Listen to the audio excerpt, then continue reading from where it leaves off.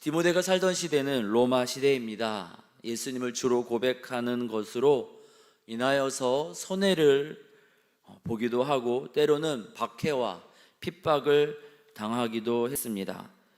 그러나 하나님은 바울의 입술을 통해서 디모데와 그리스도인들에게 현실적인 어려움이 있다고 할지라도 그리스도인이 삶의 자리에서 하나님이 여전히 살아계시고 또 하나님께서 선하게 응답하심을 믿으며 살아야 한다라고 알려주고 있습니다. 그래서 하나님의 선한 응답과 돌보심을 믿기 때문에 2장에서 나라에 저항하거나 분쟁을 하는 것이 아니라 나라의 지도자들을 위해서, 임금들을 위해서 중보기도 하라고 권하고, 남자는 분노와 다툼이 없이 여자는 사랑과 거룩함에 거하라 권합니다. 3장에서 감독과 집사를 비롯한 교회의 직분자들이 가정과 개인의 일상에서부터 바로 그러한 작아 보이는 사적인 자리로 여겨지는 그런 삶의 자리에서부터 하나님을 기대함으로, 하나님을 소망함으로 바르게 살아야 하는 것을 알려줍니다. 4장에서 세상을 악하다고 부정하고 배척하고 등을 돌리기보다 하나님의 말씀과 기도로 거룩해지니 참된 경건의 삶, 거룩을 향해 나아가야 한다라고 권하고 있습니다. 5장에 와서는 이제 공동체 안에서 혼자 되신 여자 어르신, 이 시대에는 사회적 보장 제도가 전혀 없던 그때에 우리가 하나님을 기대함으로 하나님의 이 돌보심, 응답하심을 바라볼 때에 우리가 내 인생 바쁘고 힘들다고 혼자 되신 여자 어르신 나몰라라 할 것이 아니라 소중하게 또 사랑과 정성으로 섬겨야 할 것을 알려주고, 특별히 하나님의 살아계심을 전하는 이 말씀을 맡은 목회자와 교사 등 구역장 등등 말씀을 맡은 자들을 어떻게 우리가 소중하게 여겨야 될지 알려줍니다. 그리고 어제 읽었던 6장 전반부에서 종의 위치에 있는 그리스도인이 하나님의 돌보심과 갚아주심을 기억한다라면은 믿는 상전이든 믿지 않는 상전이든 범사에 공경하라고 권합니다. 온전히 예수님의 복음에 집중함으로 인하여서 불필요한 분쟁을 일으키는 문제, 그런 부분을 붙잡고 다투는 사람들이 많이 있지만 그런 사람들을 따라하지 말고 불필요한 분쟁을 피하라 권합니다. 그리고 하나님의 돌보심을 기대하기 때문에 하나님의 은혜가 우리를 다스리고 은혜로 우리를 붙잡아 주심을 기대함으로, 바라봄으로 감사하는 마음, 자족하는 마음을 가지라고 권면합니다. 그렇게 감사하고 자족하며 하나님이 우리 가운데 허락하신 것을 족하다 여길 때에 돈을 사랑하고 섬기는 우상 숭배를 피할 수 있고, 그렇게 우상 숭배, 돈을 마치 하나님처럼 섬기는 것, 그것을 피할 때 우리 영혼이 파멸과 멸망에 빠지지 않게 된다고 알려줍니다. 그리고 오늘 우리가 읽은 6장 11절에서 21절까지의 말씀을 통하여서 디모데를 향한 편지를 마무리하면서 그리스도인이 또 교회를 섬기는 사람이 때로는 박해가 있고 어려움이 있는 이 시대를 살아갈 때 반드시 기억해야 될 것이 무엇인지 세 가지를 당부하고 있습니다. 첫 번째는 영적인 정체성입니다. 11절 전반부에 보니까 사도 바울의 입술을 통해서 하나님은 디모데를 이렇게 부르십니다. 오직 너 하나님의 사람아. 오직이라고 번역되는 헬라어대는 그러나라는 접속사입니다. 앞에 10절에 보니까 많은 사람들이 돈을 사랑함으로 자신의 이 영혼을 스스로 찔렀다, 스스로 고통스럽게 했다 이야기합니다. 가룟 유다도 예수님을 따른다 했지만 동전 몇 입에 예수님을 팔고 스스로 자살하고 말았습니다. 많은 사람들이 예수님을 믿는다 하지만 하나님의 나라 시민권을 가진 사람답게 하나님께 속한 사람으로 이 땅에서 살아가는 것이 아니라 마치 땅에 속한 땅의 사람처럼 돈의 노예, 권력의 노예, 명예의 노예, 쾌락의 노예처럼 땅의 욕심만 찾아다니다가 믿음도 떠나고 안타까운 일을 경험하는 것을 주변에서 많이 보게 되는데, 그들과 달리 너는 너의 영적 신분이 어떠한 것인지 잊지 말라, 이것을 잊어서는 안 된다 이야기하는 겁니다. 요한복음 21장에서 예수님께서 베드로에게 물어보시죠. 너가 나를 사랑하느냐?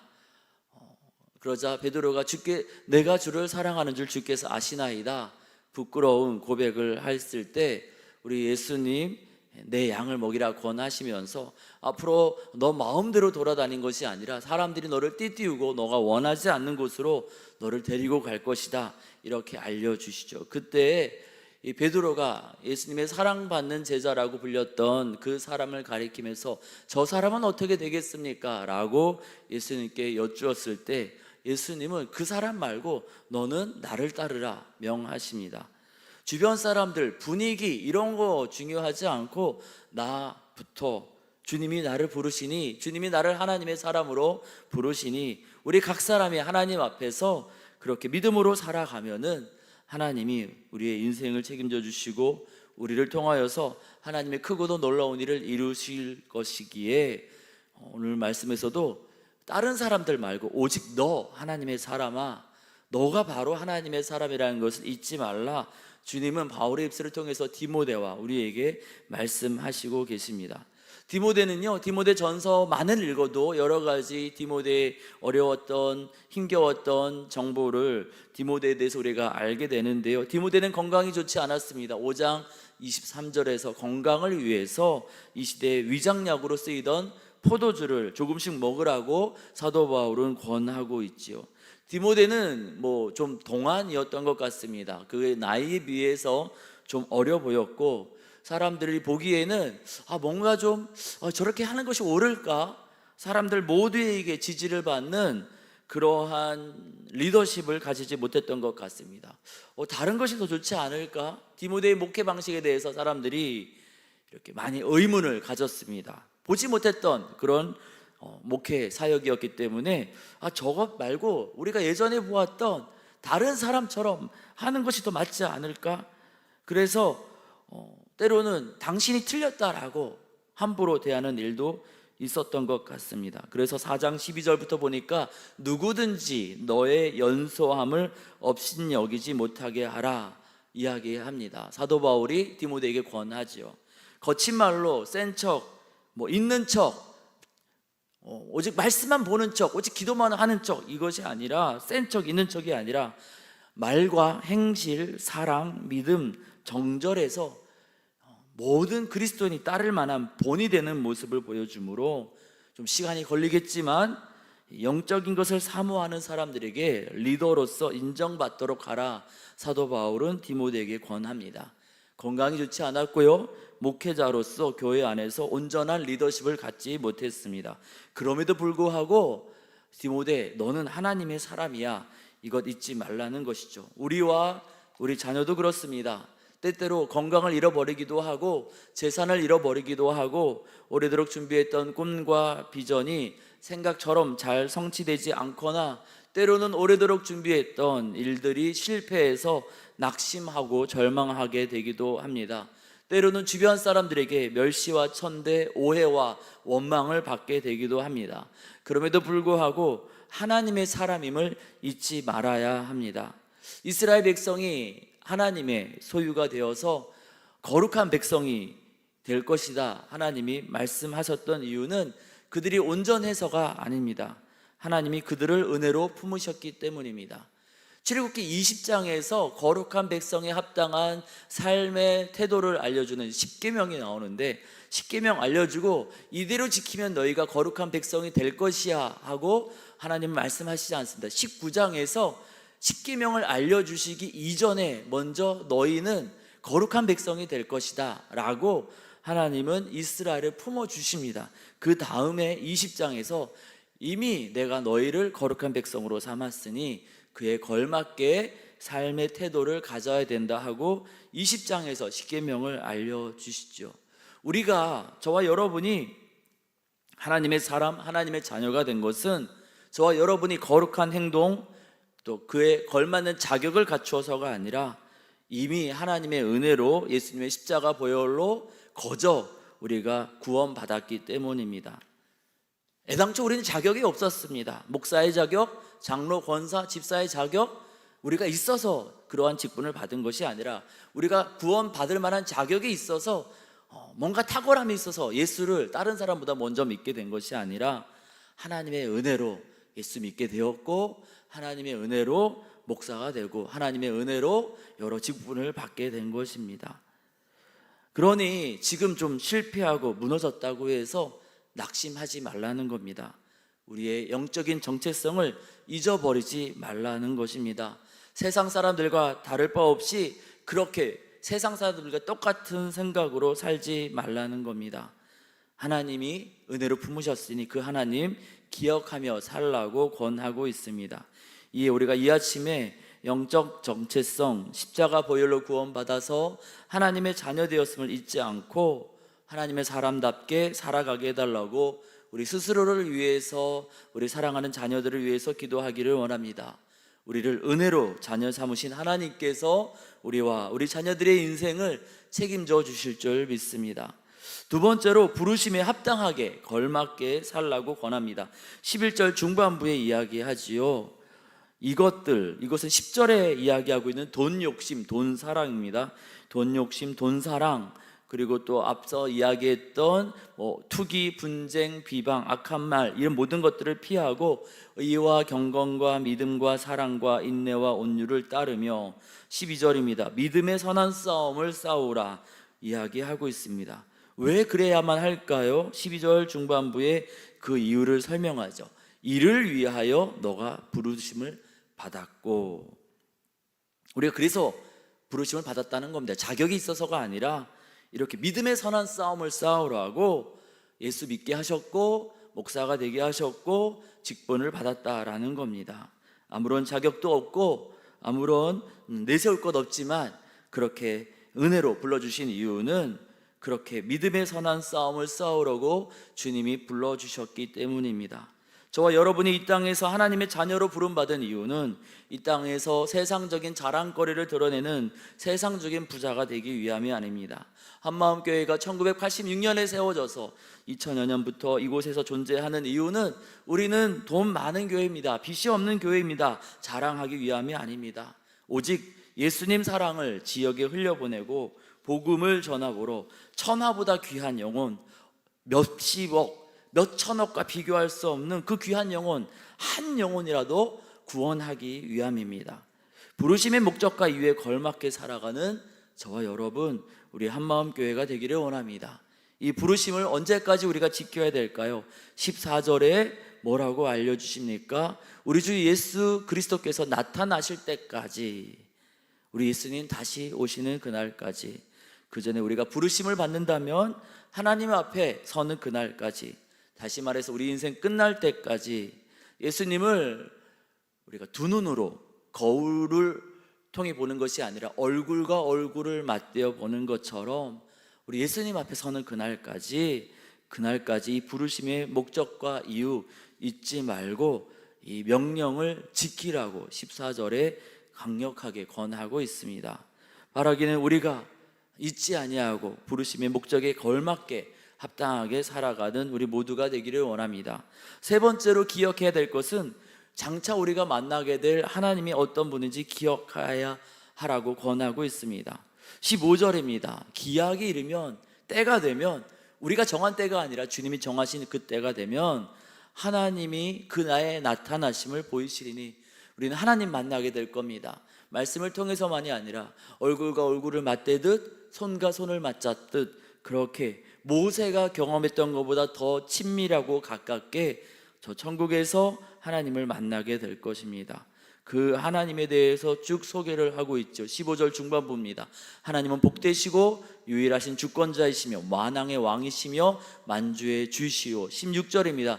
그에게만 죽지 아니함이 있고 가까이 가지 못할 빛이 있고 영원한 권능과 존귀가 있는 분입니다. 그 하나님께서, 우리 하나님이 그러한 분임을 기억하면서 그 하나님이 우리에게 수고와 눈물, 애쓴 것 갚아주실 것을 기억하며 우리가 믿음의 경주를 하기를 원합니다. 17절 말씀 보니까요, 오직 이 소망을 재물에 두지 말고 오직 우리에게 모든 것을 후히 주사 누리게 하시는 하나님께 두라 이야기하고 있습니다. 어떤 권력자, 어떤 학력, 재산, 아파트, 부동산에 우리 소망을 두지 말고 오직 하나님께 소망을 두면 우리 하나님께서 시대의 변화, 권력의 변화에 상관없이 다니엘이 정권이 제국이 여러 번 바뀌어도 하나님이 다니엘의 그 삶을 지켜주시고 사자굴에 들어가서도 지켜주시고 정권이 바뀌고 제국이 바뀌는 그 가운데에서도 나라를 위해 섬길 수 있는 그러한 자리를 지켜주셨던 것처럼 우리가 하나님께 소망을 두면은 시대가 변하고 많은 변화가 있다 할지라도 우리 인생 주님이 평탄하게 인도하여 주실 줄 믿습니다. 그 하나님을 의지하면 18절에 선을 행하게 됩니다. 선한 사업을 많이 하게 됩니다. 지역을 위해서 우리 한마음교회가 많이 사랑을 뿌릴 수 있게 됩니다. 그리고 나누어 줄 수 있게 됩니다. 너그러워지게 됩니다. 그리고 19절 말씀처럼 그렇게 살아갈 때 참된 생명을 얻게 됩니다. 우리가 참된 생명을 얻는 것, 우리 한마음교회를 통해서 참된 생명이 흘러가는 것, 누가 제일 싫어할까요? 마귀, 사단이, 귀신이 제일 싫어합니다. 귀신을 부정하면 예수님을 부정하는 겁니다. 예수님은 복음서에서 귀신의 존재를 이야기하고 귀신을 내어 쫓으시고 싸우셨습니다. 우리가 예수님을 믿는다면은 예수님의 대적되었던 마귀 사단이 있다라는 것을 믿어야 되고 그들이 여전히 우리를 틈만 나면은 괴롭히고 방해하고 있다라는 것을 기억해야 됩니다. 그래서 끊임없는 유혹이 있다라고 20절에 알려주죠. 망령되고 헛된 말, 거짓된 지식의 반론, 이것은 우리가 예수님 앞에 서는 날까지, 우리 예수님 다시 이 땅에 오실 때까지 우리 주변에 끊임없이 있을 것입니다. 여기에 이 유혹에 넘어가지 말라고 깨어 있으라고 권합니다. 그런데 이 믿음의 경주는 혼자 우리 인간의 힘으로 하는 것이 아닙니다. 21절 말씀처럼 하나님의 은혜가 우리와 함께 합니다. 마태복음 28장에 우리 예수님 말씀하셨던 것처럼 세상 끝날까지 하늘과 땅의 모든 권세를 가지신 우리 주님이 우리와 함께 하십니다. 그러니 우리가 외롭지 않은 믿음의 싸움, 믿음의 경주 우리가 담대히 할 수 있기를 원합니다. 디모데 전서를 마무리하면서 사도 바울의 입술을 통해서 우리 주님은 디모데와 우리에게 이것 세 가지 잊지 말라 권합니다. 우리가 하나님의 사람이라는 것, 그리고 부르심에 합당하게 살도록 부르셨다라는 것, 자격이 아니라 부르심에 합당하게 살도록 우리를 부르셨기에 그 부르심에 합당하게 살아야 된다라는 것, 그리고 우리가 믿는 하나님이 어떤 분인지 기억하면서 믿음의 경주를 하라 주님 권하고 계십니다. 비가 오나 눈이 오나 하나님을 사랑함으로 이 새벽 기도에 또 나온 우리 모두가 하나님과 동행하는 주의 백성 되게 해달라고, 우리가 어떠한 사람인지 기억하며 부르심에 합당하게 하나님과 동행하며 살게 해달라고 기도하기를 원합니다. 오늘도 하나님께서 우리와 함께하여 주시는 줄 믿습니다. 은혜로 우리를 붙잡아 주실 줄 믿습니다.